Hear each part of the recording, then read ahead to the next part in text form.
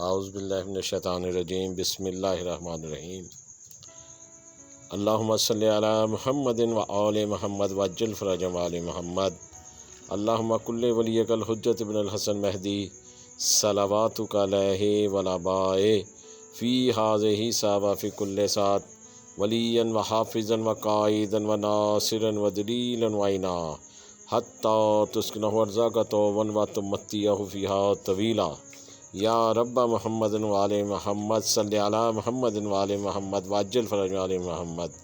آج میں آپ کو کھانا کھانے کے کل آداب بتاؤں گا۔ کھانا کھانے کے آداب کیا ہیں اور کس طرح ہمیں بیٹھنا چاہیے۔ سنت ہے کہ جو چیز کھائے داہنے ہاتھ سے کھائے، کھاتے وقت دو زانو بیٹھے، کوئی چیز لیٹ کے نہ کھائے، مگر بائیں ہاتھ پر زور دے کر بیٹھنے کا کچھ مذائقہ نہیں۔ ہاں، چار زانو بیٹھنا مکروہ ہے، اگر پاؤں زانو پر رکھ کر بیٹھے تو اور بھی بدتر ہے۔ اکیلے کوئی چیز کھانا مکروہ ہے۔ خدمتگاروں غلاموں کے ساتھ زمین پر بیٹھ کے کھانا سنت ہے۔ اسی طرح حضرت ابراہیم علیہ السلام جب کھانا کھاتے تھے تو کھانے سے پہلے کسی مہمان کو ڈھونڈا کرتے تھے کہ وہ کبھی اکیلے کھانا نہیں کھاتے تھے، جب تک کوئی اور دوسرا شخص نہ آ جاتا اس ٹائم تک وہ کھانا نہیں کھاتے تھے۔ خدمتگاروں غلاموں کے ساتھ زمین پر بیٹھ کے کھانا سنت ہے۔ یہ بات مشہور ہے کہ راستہ چلنے میں کچھ کھانا مکروہ ہے اور کھانے سے پہلے کھانے کے بعد ہاتھ دھونا مسنون ہے۔ یہ سنت ہے کہ کھانے سے پہلے جو ہاتھ دھوئے جائیں وہ رومال سے خشک نہ کیے جائیں۔ ہاتھ دھونے کی ترتیب یہ ہے کہ کھانے سے پہلے تو صاحب خانہ ہاتھ دھوئے، اس کے بعد جو شخص اس کے داہنی جانب ہو، پھر سے یہ ترتیب انتہائی مجلس تک ہاتھ دھلائے جائیں، اور کھانا کھانے کے بعد پہلے اس شخص کے ہاتھ دھلائے جائیں جو صاحب خانہ کے بائیں طرف ہو۔ اسی ترتیب بعد سب کے ہاتھ دھلا کر آخر میں صاحب خانہ کے ہاتھ دھلائیں۔ سنت ہے کہ سب کے ساتھ ایک ہی طشت میں دھوئے جائیں اور پانی پھینک دیا جائے۔ جس خوان میں شراب پی گئی ہو اس پر کوئی چیز رکھ کے کھانا حرام ہے۔ علماء کا قول ہے کہ جس جگہ کوئی حرام چیز کھائی جائے یا کوئی فعل حرام کیا جائے اس جلسے میں کوئی چیز کھانا حرام ہے، یہاں تک اس گروہ کے دسترخوان پر بیٹھنا بھی حرام ہے جو مسلمانوں کی غیبت کرتے ہوں، ان کی نسبت ارتکاب فعل حرام کا عیب لگاتے ہوں۔ کھانے کے اول و آخر نمک کھانا سنت ہے۔ حدیث معتبر میں امام موسیٰ علیہ السلام سے منقول ہے کہ مولا رسول اللہ صلی اللہ علیہ وآلہ وسلم نے ان تین اشخاص پر لعنت کی ہے: اول اس پر جو تنہا بیٹھ کر کھانا کھائے، دوم اس پر جو تنہا سفر کرے، سوم اس پر جو تنہا مکان میں سوئے۔ دوسری حدیث میں منقول ہے کہ چار صفتیں پائیں جائیں تو اس کے آداب کی تکمیل ہو جاتی ہے۔ اول وجہ حلال سے ہو، دوسرا کھانے والے زیادہ ہوں، تیسرا کھانے سے پہلے خدا کا نام لیا جائے، چوتھے کھانے کے بعد خدا کی تعریف کی جائے۔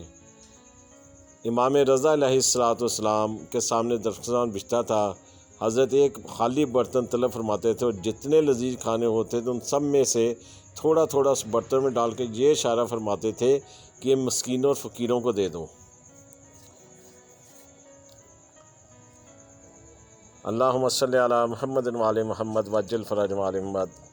امام جعفر صادق علیہ السلام سے منقول ہے کہ مولا رسول اللہ صلی اللہ علیہ وآلہ وسلم نے آخر دم تک دائیں یا بائیں پہلو پر تکیہ کر کے کوئی چیز تناول نہیں فرمائی، بلکہ پروردگار کے لیے تواضع اور فروتنی کو یہاں تک کام میں لاتے تھے کہ جو چیز آپ تناول فرماتے تھے، مثلا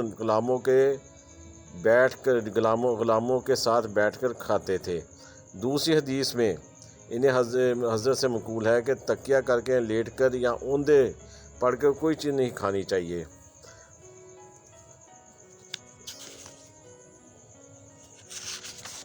اللہم صلی علی محمد و آل محمد وعجل فرج آل محمد۔ حضرت رسول اللہ صلی اللہ علیہ وسلم نے حضرت امیر المومنین علیہ السلام سے فرمایا کہ یا علی، کھانے سے پہلے نمک کھایا کرو کہ جو شخص کھانے کے اول و آخر نمک کھا لے گا خدا تعالیٰ اس سے 70 قسم کی بلائیں دور کر دے گا، جن میں ادنا جزام ہے۔ امام باقر علیہ السلام نے فرمایا کہ نمک میں 70 امراض کے لیے شفا ہے۔ اگر لوگوں کو نمک کے کل فوائد معلوم ہو جائیں تو وہ سوائے نمک کے اور چیزوں سے علاج ہی نہ کیا کریں۔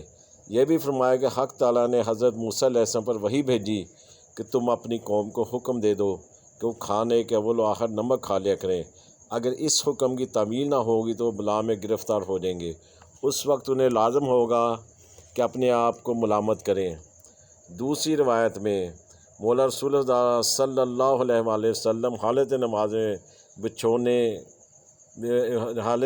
نے کاٹا، حضرت نالہ نے مبارک اتار کے اس کو مار ڈالا اور فارغ ہو کر یہ فرمایا تجھ پر خدا کی لعنت ہو کہ تو نہ نیک کو چھوڑتا نہ بد کو، دونوں کو یکساں آزار پہنچاتا ہے۔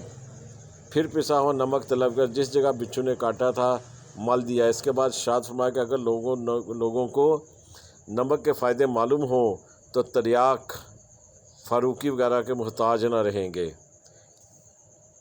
دوسری روایت میں امام جعفر صادق علیہ السلام سے منقول ہے کہ ہم نمک سے ابتدا کرتے ہیں اور سرکہ پر اختتام کرتے ہیں۔ ایک روایت میں مولا فرماتے ہیں کہ جو شخص کھانے کے پہلے لقمے پر نمک چھڑک لیا کرے اس سے دولت مندی حاصل ہوتی ہے۔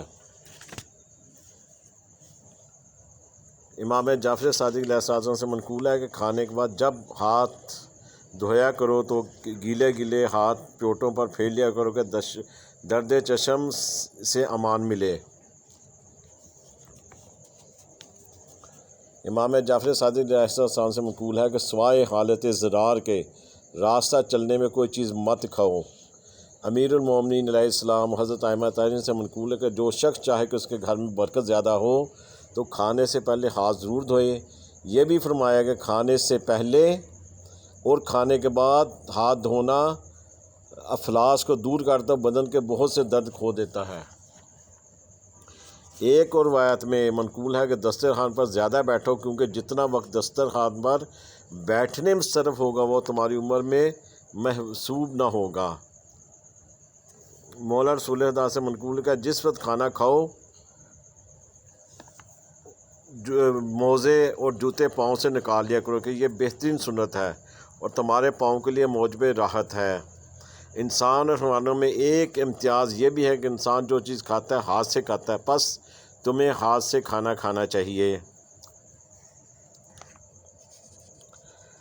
امام جعفر صادق علیہ السلام نے سے پوچھا کہ اگر نماز کا وقت بھی آ جائے تو کھانے کا بھی تو ابتدا کس سے کرنی چاہیے؟ مولا نے فرمایا اگر نماز کا اول وقت ختم ہے تو پہلے کھانا کھا لو، اگر اول وقت کا کچھ حصہ گزر گیا اور اس بات کا خوف ہے کہ کھانا کھاتے کھاتے فضیلت کا وقت نکل جائے گا تو پہلے نماز پڑھ لو۔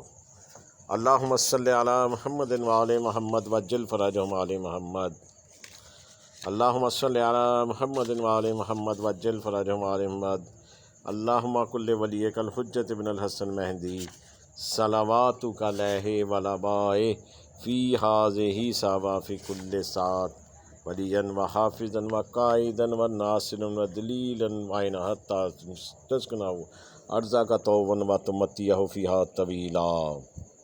اسی طرح امام جعفر صادق علیہ السلام سے منقول ہے کہ مومن کے لیے صبح کے وقت مناسب نہیں ہے کہ بغیر کچھ کھائے گھر سے باہر جائے کیونکہ صبح کو کھانا کھا کے جانا زیادتی عزت کا باعث ہے۔ دوسری حدیث میں فرمایا کہ جس وقت تم کسی حاجت کے لیے جانا چاہو روٹی کا ایک ٹکڑا نمک کے ساتھ کھا کر جاؤ کہ اس سے ایک تو عزت زیادہ ہوگی، دوسرے وہ حاجت جلد پوری ہو جائے گی۔ مولا امیر المومنین علیہ السلام نے فرمایا کہ روٹی کو ٹھنڈا ہونے دو، خدا تعالیٰ نے ہمارا کھانا آگ نہیں بنایا ہے، ٹھنڈا کھانے میں برکت بھی ہے۔ امام رضا علیہ السلام سے منقول ہے گرم کھانے میں برکت نہیں ہوتی، اس میں شیطان بھی حصہ لگا لیتا ہے۔ جناب رسول اللہ نے کھانے پینے کی چیزوں میں پھونک مارنے سے منع فرمایا ہے۔ حضرت امام جعفر صادق سے منقول ہے کہ 3 موقعوں پر پھونک مارنا مکروہ ہے: اول دعائیں پڑھ کر، کسی پر دم کرنے میں، دوسرے کھانے میں، تیسرے سجدے کی جگہ میں۔ حضرت سے منقول ہے کہ اگر ٹھنڈا کرنے کے لیے کھانے میں پھونک ماریں تو حرج نہیں، صلوات پڑھیں، اللہم صلی علی محمد وعلی محمد وعجل فرجہم علی محمد۔ جب کوئی شخص تم سے کھانا کھائے لازم کو اپنے ہی آگے سے کھائے۔ مولا رسول اللہ نے فرمایا کہ کھانے کا برتن انگلیوں سے صاف کر کے چاٹ لیا کرتے تھے، کھانے کا برتن اس طرح صاف کر لینے کا ثواب اتنا ہے کہ گویا ہوا کھانا تصدق کر دیا۔ اللہم صلی علی محمد وعلی محمد وعجل فرجہم۔ ناظرین، ہماری اگلی آنے والی ویڈیوز کے لیے ہمارے چینل کو سبسکرائب کریں۔ اس کا پارٹ 2 آپ کو جلد ہی ہم جاری کریں گے۔